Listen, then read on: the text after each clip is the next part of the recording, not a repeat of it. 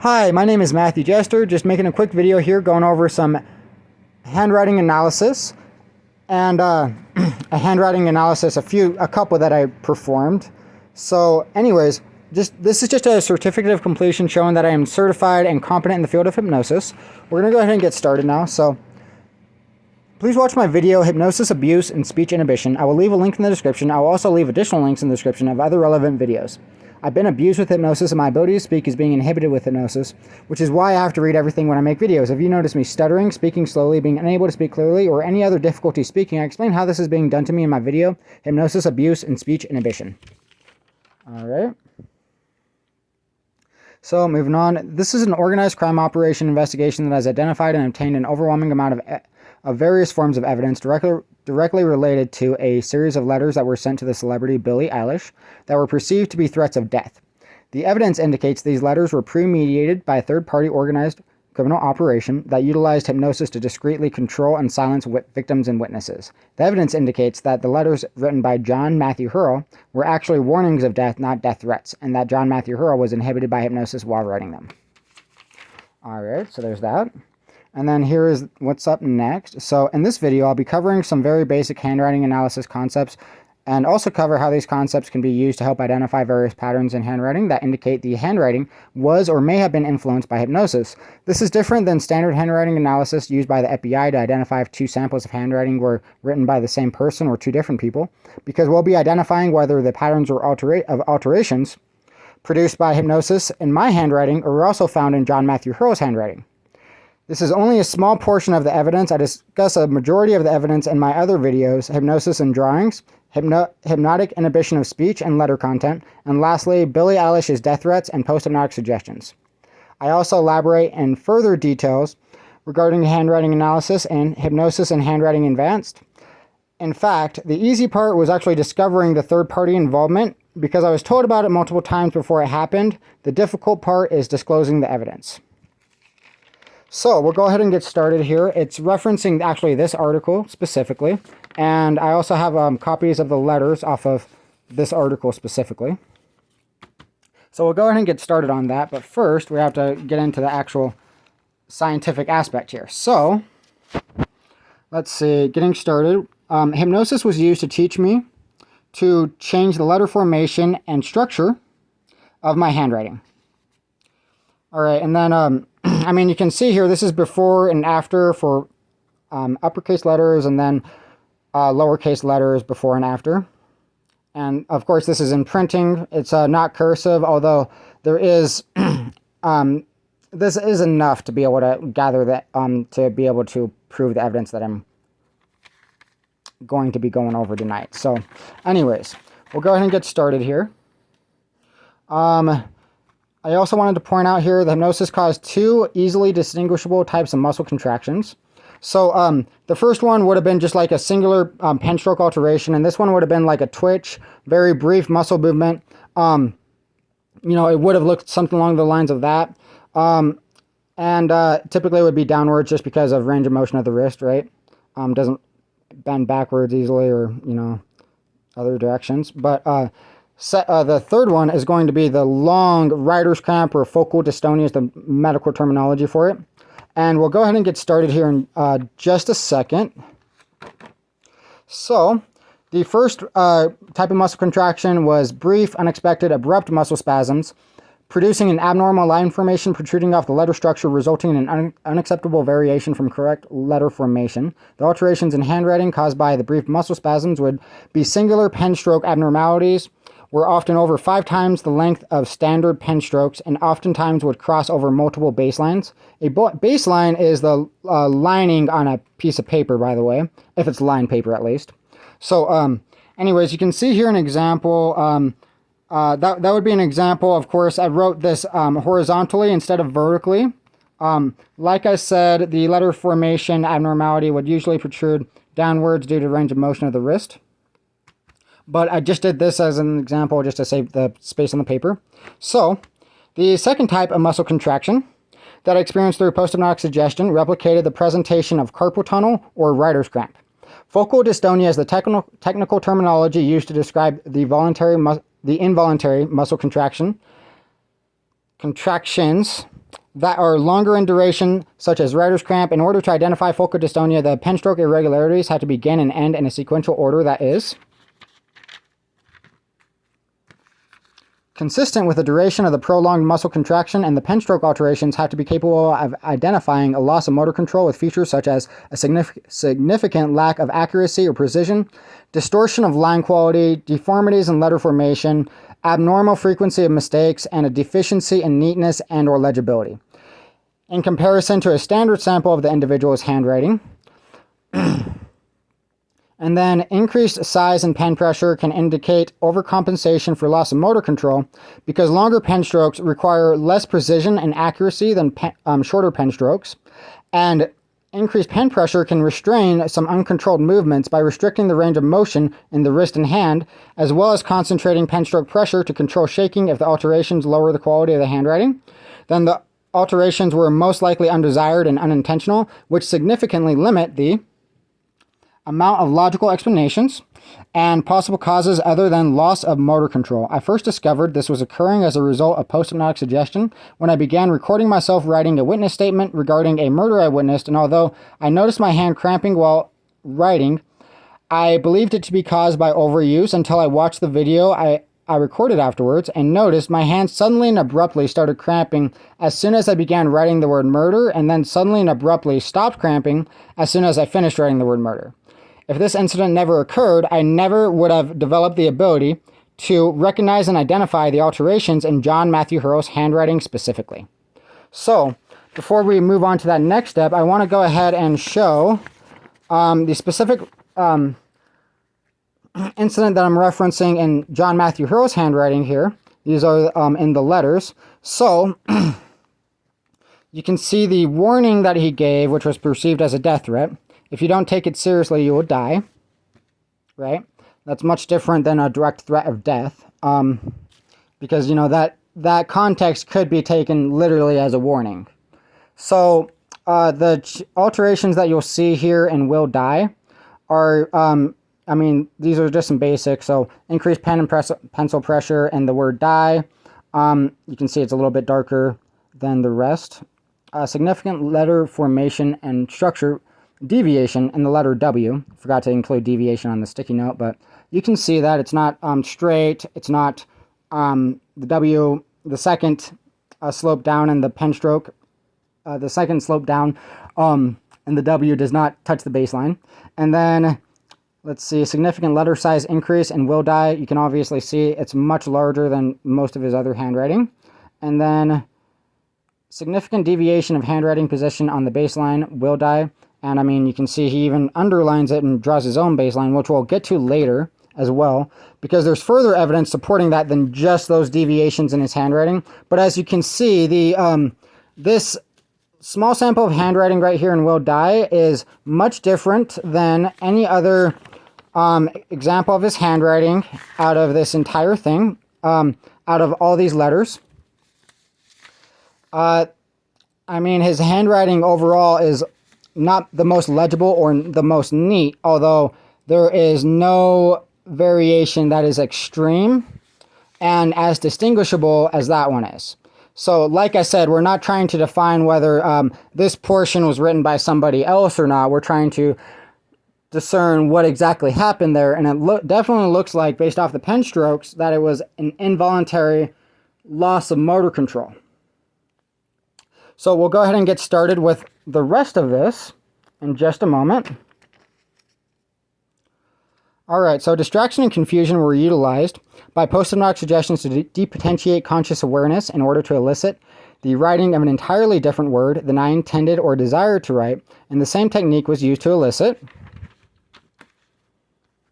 a variation in line thickness in a letter of a word by increasing pen pressure and or retracing the pen strokes that comprise the targeted letter. Upon discovering the alterations in my handwriting were not only caused by hypnosis, but were also evidence of hypnosis altering my handwriting, I developed a very specific technique to collect that evidence before I began collecting the alterations in my handwriting as evidence. Or when I began. Anyways, when I began collecting the alterations in my handwriting as evidence. Let's see, I would simply erase and rewrite the word or, oh wait, no, based off the context. Before I began, okay, that's the end of the sentence right there. Technique to collect that evidence, period. Before I began collecting the alterations in my handwriting as evidence, I would simply erase and rewrite the word, or erase the undesired word and rewrite the correct word, or I would cross it out with multiple horizontal lines and rewrite the desired word. And since this would conceal the evidence, I began crossing out the altered words with a singular pen stroke to preserve legibility with a singular horizontal line, rewriting the word as intended or circling the specified alterations and rewriting the word as intended. I noticed a similar pattern in John Matthew Hurl's handwriting in combination with consistent patterns of communicating. Partial or incomplete thoughts, ideas, and messages, patterns of excessive repetition as a form of overcompensating for an inability to communicate, and even giving a specified warning of death and then describing the warning in such an indirect, vague, and repetitive manner that he is literally incapable of articulating a complete train of thought or message that shared identical patterns to what I'm experiencing from a discrete and subtle technique utilizing hypnosis to only partially inhibit speech and repress memory, as opposed to a complete inhibition of speech, which is too noticeable. The method specifically elicited indirect, confusing, vague, repetitive, prolonged, fragmented, and incomplete communication patterns which inhibit understanding and comprehension to imitate the presentation of mental illness, similar to gaslighting, which was a simultaneous method used to conceal the presentation of post-hypnotic suggestion. This was also done by phrasing post-hypnotic suggestions in the form of metaphors that were very convicting forms of evidence if explained in detail, but the hypnosis inhibited my speech and repressed my memory to the extent I would only be able to explain a portion of the metaphor at a time so that it would make sense. So I will also actually show some samples of my handwriting as well, which is going to be the most important part, but I wanted to clarify here. So these are some, this is what I was talking about in regard to the letter content earlier. I will delve a little bit more into detail. He never makes any direct threat towards her and out of any of the letters. But anyways, so after saying if you don't take it seriously, you will die. Well, what I noticed with the pattern interrupt that I described was it would be a practical and necessary technique that would allow a hypnotic command of repressing his memory of the explanation to go unnoticed before the distraction would require, because the distraction would require time. Wait. Oh, okay, there we go. Sorry about that. Read the first one second. Anyways, I'll go ahead and read this one first. So the underlining is also used as a pattern interrupt, which in this example interrupted his thought pattern after writing before continuing writing. Okay. So after he finished writing will die, that's when the pattern interrupt started, before he finished writing this, because he had to underline this, because you underline you underline after you write. You don't underline and then write on top of the underline. And then let's see. So in this example, interrupted his thought pattern after writing before he continued writing, because you underline words after writing them, not before, and because it would be a practical and necessary technique that would allow a hypnotic command of repressing his memory of the explanation to go unnoticed, because the distraction would require time. And we'll go ahead and start reading these. I also just want to point out, I apologize if the stuttering or any difficulties understanding what I'm trying to say as well, because the hypnosis has been used to inhibit my ability to speak. I am pointing that out. That's why I've had to record everything, record myself writing as well. Why I have to write everything before I can make a video, because the hypnosis inhibits my memory, represses my memory, and inhibits my ability to speak, so then I have to read it. And then I have to record myself writing, because without any witnesses or without some form of evidence collected that my ability to write is being inhibited, then I had too much difficulty writing. I already had enough difficulty writing, trust me on that. But still, life comes from growth, right? Without growth, you would sit in limbo or degenerate. You cannot have stable growth without balance or a foundation, which ultimately is you moving straight forward in your desire and becoming that through actions and intent. You desire life, I already know, but while I can't read what that word is, might be coveted because humans' love is fake. It's better to be better, and you will find much better than gold for your work and effort.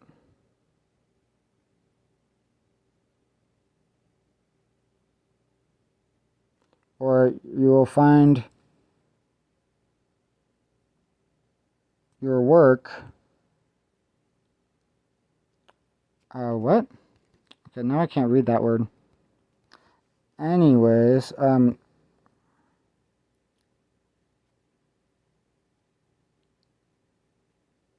yeah, you will find much better than gold. Sorry about that. The baselines here, it appears as if there is a wrinkle in the paper, as you can see. That's where the dark indentation is, where I'm tracing my finger. So what you're seeing is, the line, the baseline is actually bent, curved downwards, and that's what made it difficult to read. So anyways, there is that. And then, of course, just based off that context, right, he really does not describe anything at all regarding how her life would be in danger or any type of threat. And based off of how severe it is, especially in the end where it says, it's better to be better and you will find much better than gold for your work and effort. Well, first of all, he repeats the same exact term 3 times.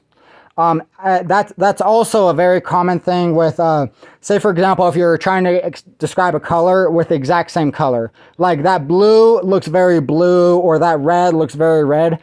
That's not a logical description. So, as you can understand, right?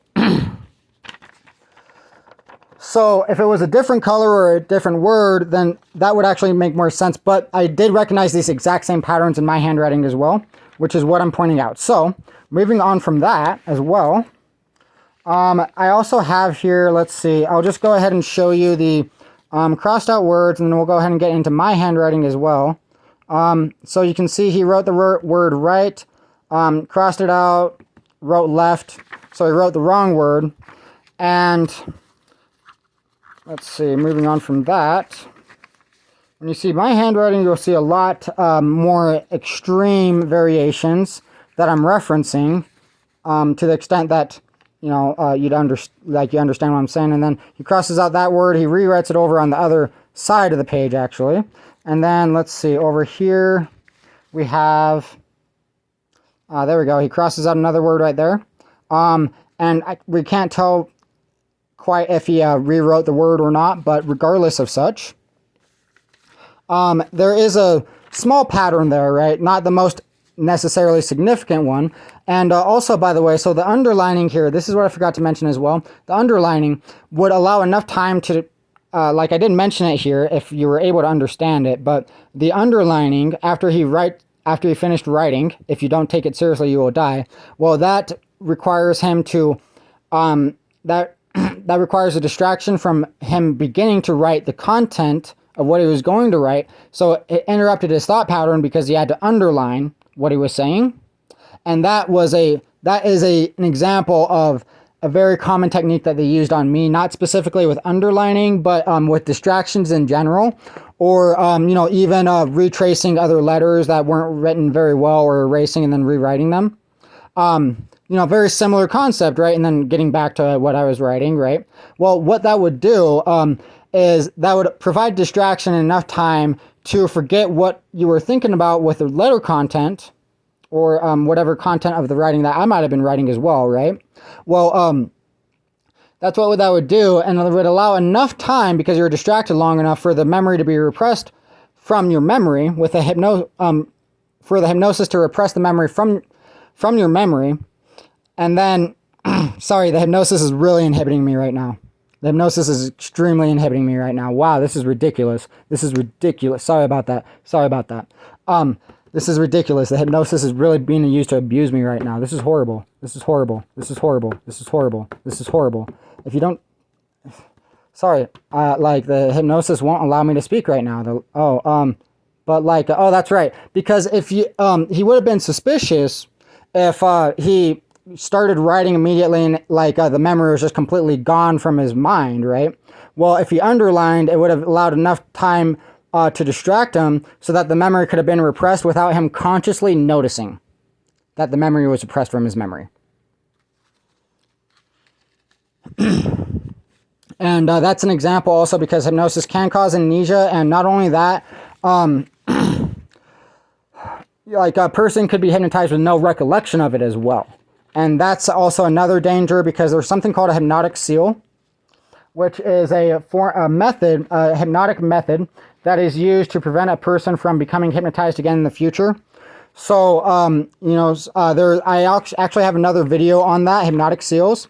And based off the understanding of this, if my theory is correct, then, I would definitely be worried about John Matthew Hurl having some type of seal that would lead to irrational behavior or even possibly paranoia or a lot of different various things, just because, the person that would have hypnotized him would do anything to prevent him from becoming hypnotized again.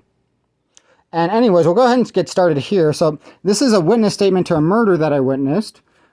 This was not the exact same one that I referenced earlier where I had it recorded. That video is unfortunately gone. Now, what I want to specify here is you can obviously see the word murder where I'm pointing at it. And then you can also see the letter R at the end of it is in bold, and then the letter C and conceal underneath it is in bold. So what this will show you as well is this is actually a specific technique that draws attention deliberately away from the word murder as much as possible.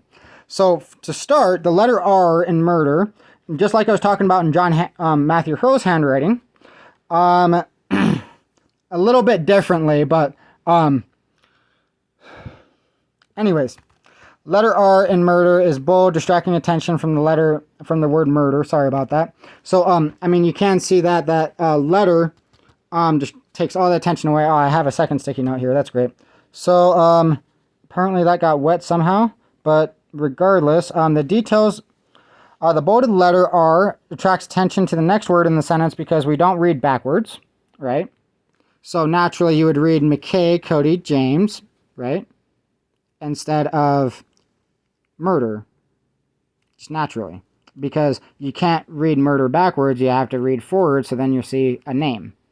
And then underneath it is the C. And what the C and the letter C and conceal in the beginning is also bold, drawing any attention away from the word murder that isn't already drawn away by the letter R in bold.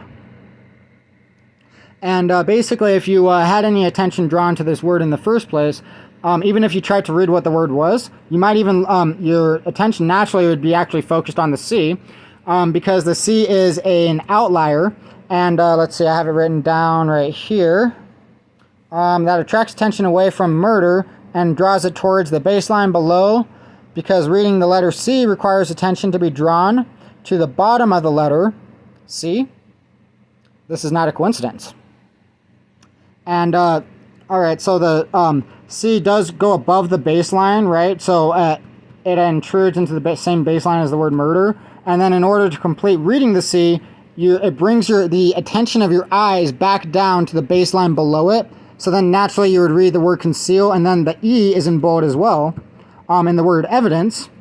And the reason for that is because that will naturally draw your attention immediately after reading the word conceal as well.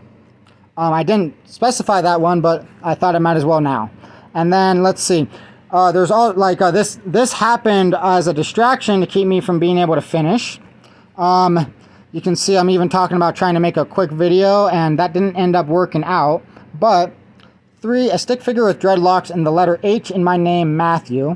So then you can kind of see here, it may be a little difficult to see right away. And I mean, if you don't see dreadlocks, that's okay. You can see protrusions coming out of the stick figure's head right there. But this is the stick figure, so that's his leg, that's his foot. That's where his legs start, and that would be his head. So you can see there, you can also see my name, Matthew, and then the EW at the end. But regardless of such, it does look like there are protrusions coming out of his head. It even looks like dreadlocks. And then you can even see the T, the line that crosses the T, crosses over in a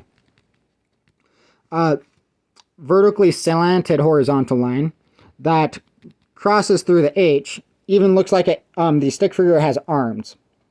And then the N in the word investigate. This one looks like, you can see the stick figure if you look right above my fingernail. And it looks like, based off of, like, some type of protrusion coming off his knee, it almost looks like a notebook, which is what I wrote this in, right? So then, there's that. And then, number 5, the river of waves protruding from extremely exaggerated ending pen stroke in the letter R. And I was actually, and the letter R actually represents a river. Well, I mean, that's not actually what it's supposed to, was supposed to write, but regardless of such, I was hypnotized to imagine a river flowing down the ending pen stroke in the letter R, and then it came back up into a wave. And I was hypnotized to do this kind of stuff, and I was like, well, I mean, I'm collecting evidence, technically, right? Because, I was hypnotized to draw this stuff as a distraction, and even though I wasn't aware that it was just a distraction, I was like, I don't exactly know why they're doing this to me right now, why they're giving me this stuff right now, but they did anyways. So, I took it, and I still have it. This was from before Biden got elected, I think.